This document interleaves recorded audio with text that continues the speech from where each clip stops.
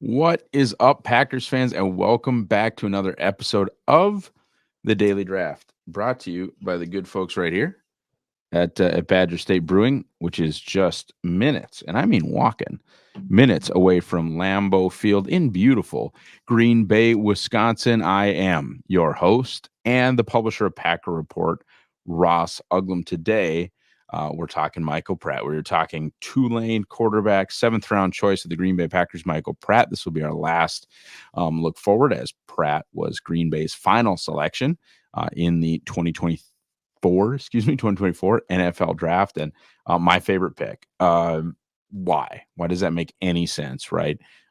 As much as you like Kalen King, as much as Jordan Morgan or Edgerrin Cooper are the most likely to help out right away, and by where they were picked, just by math and history, the most likely to succeed.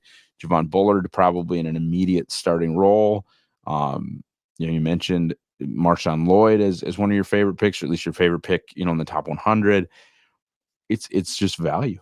To me, it's value. Oddly enough, Kalen King and Michael Pratt this year tied for the most value ever, just from a strict numbers perspective. Now, that's not weighing, which I did a little bit. That's not weighing value by like trade value chart or right, because getting somebody 15 picks before you should be able to get them, or excuse me, after you should be able to get them in round 2 is a lot different than doing that in round like 7.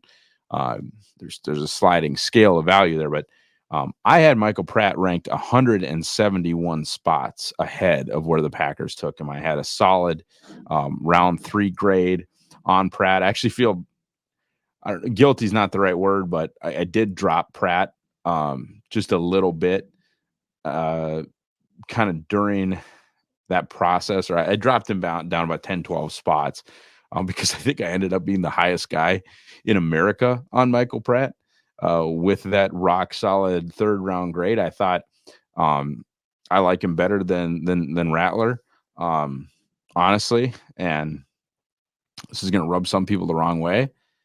His grade for me is not, frankly, that dissimilar to the grade I gave Michael Penix Jr., who was my, Penix Jr., I believe, was my QB6.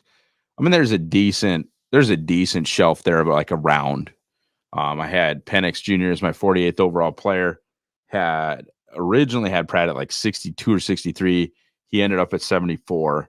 The grade really didn't change that much, just kind of slid him down. And when we were talking a half a round or a third of a round, you're not talking about much, but not a ton of difference between where my kind of late-ish 2 on Penix and my solid 3 on Pratt. But to me, I thought unquestionably Michael Pratt, outside of those top 6, which would be the 6 guys that were in the top 12 picks, Pratt has the best chance of being an NFL starter. I think your obvious comp, or you talk about where he was drafted. To me, he can do anything and everything that Brock Purdy can do. Brock Purdy taken with pick 256. I think Pratt taken with pick 245, right? The same type of deal. Same, Mr. Irrelevant or borderline Mr. Irrelevant. And really, I think with Pratt, the number one thing for me, and we'll go, I guess, into a little bit of a scouting report, because I didn't do a video for Pratt, although, he was my hope. And when I say that, I kind of knew that the Packers weren't going to be on the top 6. I thought the top 6, I kept telling, people argued with me. I kept telling everybody that more than 4 quarterbacks were going before 25. 6 went before pick 13. I did not predict that at all, but I knew in my mind that probably those 6 were going to be gone by pick 50. Certainly before any time the Green Bay Packers were going to really consider adding someone to that room. I didn't personally believe. Now, Ted Thompson took Brian Braum with Aaron Rodgers, kind of freshly in the building. I don't know how many people were ready for Green Bay to burn around 5 on Sean Clifford last year. Maybe the position, but maybe not the player. Um, but this is a different, kind of value. Pratt, good athlete, good runner of the football for Tulane, both in design runs and in scrambling. I think he's just tough as nails. He is a very experienced player. I think you look here, he is basically a 3,000 snap quarterback and a 4-year starter at Tulane University. Um, on the negative side, if we're talking about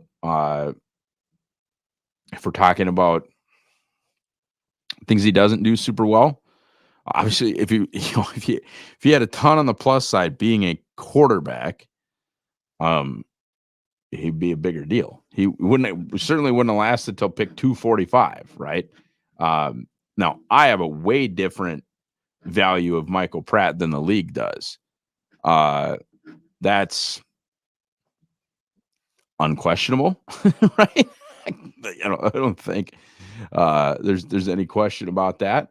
But as far as things that I see and things that I would assume are why the league, let him fall to round 7, I don't think he has anything other than adequate arm talent, arm strength, whatever.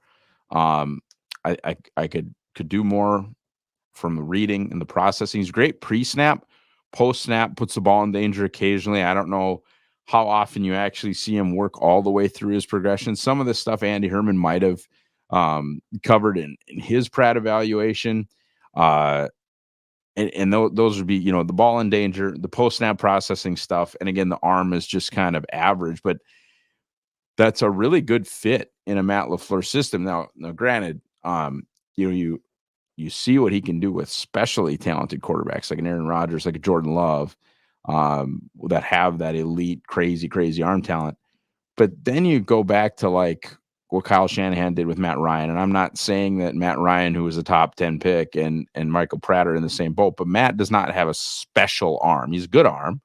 And did a lot of other things well, and he's a Hall of Very Good candidate. I don't think Matt Ryan will be a Hall of Famer, but like multiple-time Pro Bowl guy, spent a lot of time as one of the best 6'8", guys in the league. When he had Matt LaFleur as his quarterback coach and Kyle Shanahan as his offensive coordinator, I believe he won MVP. Probably should have won a Super Bowl that year, and that would be on the super crazy, crazy high end of what you could maybe ask for from a Michael Pratt. But you look at what Goff was able to do in that offense. There's nothing really special about Goff's arm, right? I mean, he's just a gamer. He does some things well. He's a very accurate guy, and that is a big plus for me on Michael Pratt is accuracy. I think that's noticeable with Pratt, that he is an accurate placer of the football. But there are ways to Jordan Love didn't throw the deep ball well last year. Now, he did some really cool off-schedule stuff, showed what special arm talent is about, made something out of nothing in a lot of cases.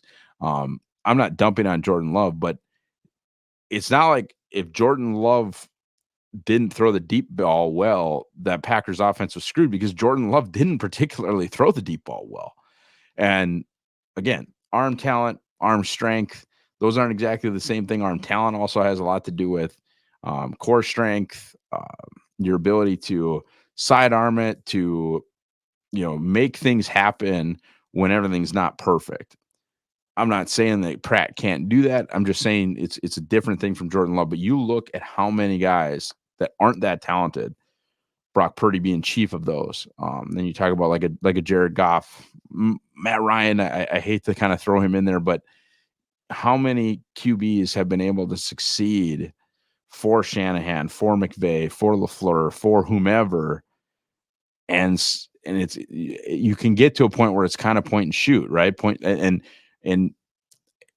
again, when you look at the weaknesses of a Michael Pratt, it's stuff that can be covered up by a Matt LaFleur type offense.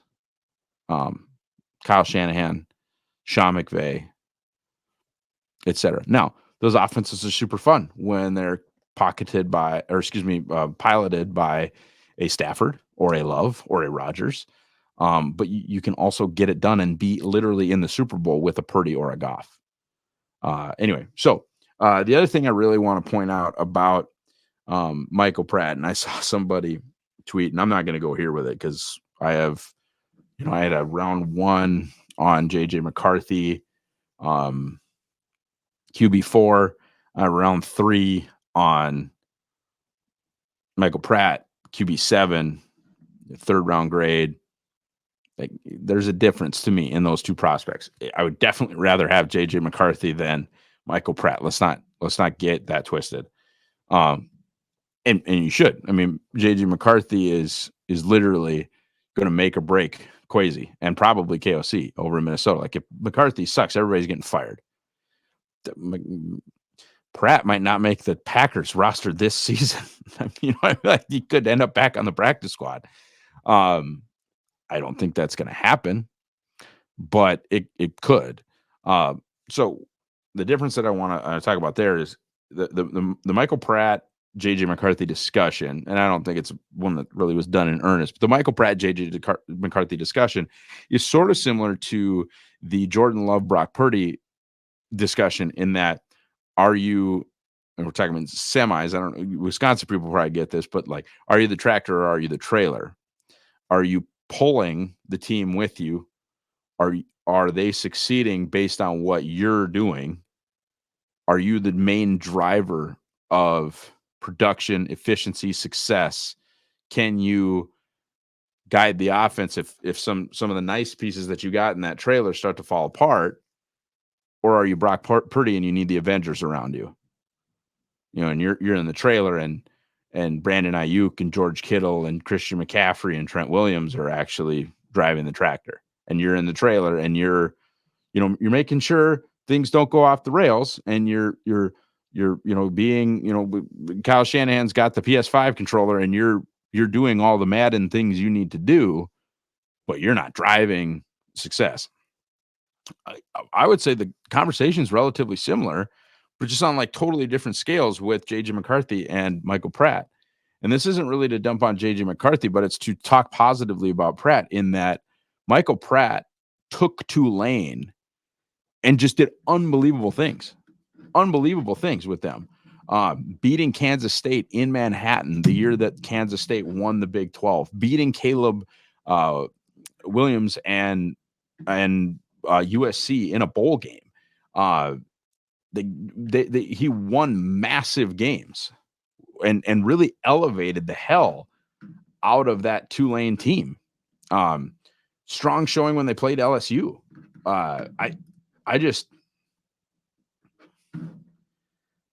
Excuse me, not LSU. I believe. I think I'm thinking of Oklahoma. I'm trying to go back in here. Oklahoma. I'm sorry, Oklahoma.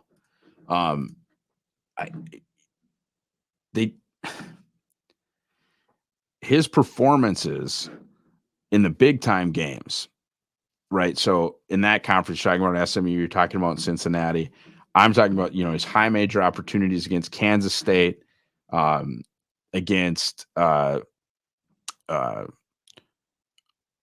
in the bowl game. These were big time. Okay, these are big time, and he took Tulane to what used to be a BCS, but to a January 6th bowl and won it. He was the look, the running back, Dijay Spears. The running back was awesome. And there was a shorter wide receiver that I think somebody took in UDFA, or someone took really late, that they like, Jaquan Jackson, I think was his name. There are good players around him at Tulane. But while Michael Pratt was elevating this Tulane program and bringing them to a space that they kind of never been to before, or has certainly not been to in a very, very long time, JJ McCarthy was just kind of rolling out with like Blake Corum and Roman Wilson and a really good offensive line with multiple NFLers on it, and probably the top tight end in next year's draft, and and then the best defense in all of college football.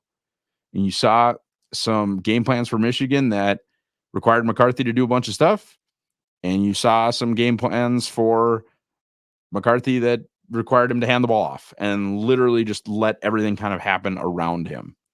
I think if that's the case for the Vikings, he's going to get everybody fired. If he can kind of morph or progress into being the tractor instead of the trailer, that could do good things for Minnesota. But Michael Pratt has experience being the tractor, getting it done. The game-winning drive against Kansas State in Manhattan, the game-winning drive against USC in that bowl game. There's another one against a conference opponent, and it wasn't a game-winning drive, but it was a game sealing, and it was like a 43-yard touchdown in the back of the end zone. The opponent is escaping me, but he's done. He was the dude. He was the guy, and everybody down there speaks of him that way.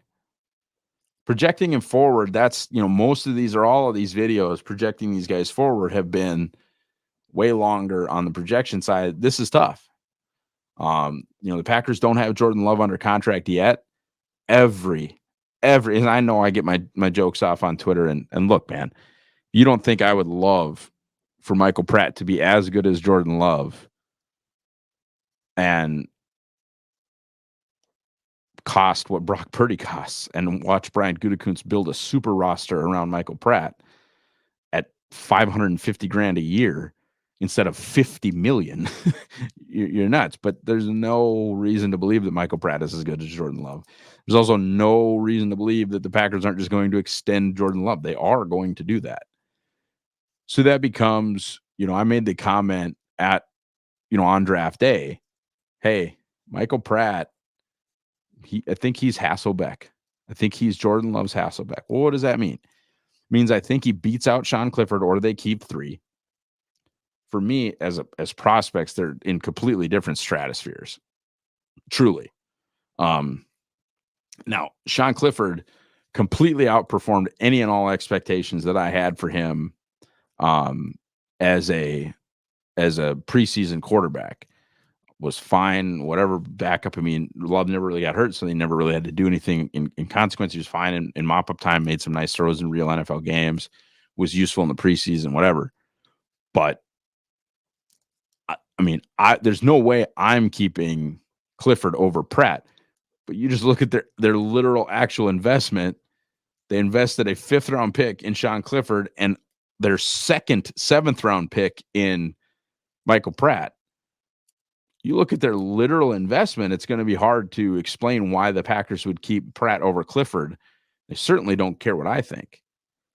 As far as my prediction, my projection, what I would like to see happen, what I think Pratt's talent level equates to, I think he wins the backup job, or he should, whether it's this year or next year. Maybe they keep 3 next year, and then training camp the following season is basically Pratt v. Clifford for a roster spot. Period. Like, end of story. We're not keeping 3 this time. And then you showcase him. Maybe Love gets hurt. You never hope for that, right? But you showcase him in the preseason. And then before that, 4th year of that rookie deal, somebody's QB needy. Hey, we're the Packers. We're the quarterback factory. Hey, would you give us a 4 for Michael Pratt? Or, hey, would you give us a 3? Can we do the Rasul deal? If we shoot you a 5 in Michael Pratt, can we get like a late 2nd or an early 3rd? You do something like that with him. And you recoup some of that value, and then you go back to drafting a quarterback because you're probably committed to like $53 million for Jordan Love that year. And I say that is a good thing. That the goal of drafting quarterbacks is to extend them and have them there long term, as much as I talk about the success rate of good quarterbacks on rookie deals and the rosters that you're able to build around them. So much as I make my Michael Pratt jokes, that's what I think could be the future for this kid, is winning the backup job in Green Bay. Maybe having a decent month for the Packers, allowing them to go 2-2 instead of 1-3 or 0-4, while Jordan Love nurses a rolled ankle or whatever it may be. Showcasing himself in the preseason, then recouping value for the Green Bay Packers. And look, man, if Michael Pratt just wants to be, Matt Flynn, or like what the Chargers are doing right now with Easton Stick, fine. Sign, multiple contracts with Green Bay and just grow with Jordan Love. I don't think Matt Flynn, I could be wrong on this. I'm not 100% sure that Flynn even left for the Seahawks after his first contract. He might have. And frankly, that's an option too, right? If the Packers even have something clinched, that's another way to get Michael Pratt on the field. The Packers have something clinched. Pratt goes and throws for 4 touchdowns and 350 yards with the excellent offensive supporting cast that Jordan Love has right now and the brilliant play caller that is Matt LaFleur. And he did stick with the Packers for all 4 years of his deal. And somebody's convinced, hey, Michael Pratt is our starter. We're not going to, we're picking at 10, 11, 12 in the draft. We're not going to be able to go get that year's version of Caleb Williams. We're not going to be able to go get that year's version of Andrew Luck, that year's version of Joe Burrow. We're not going to go up and get that.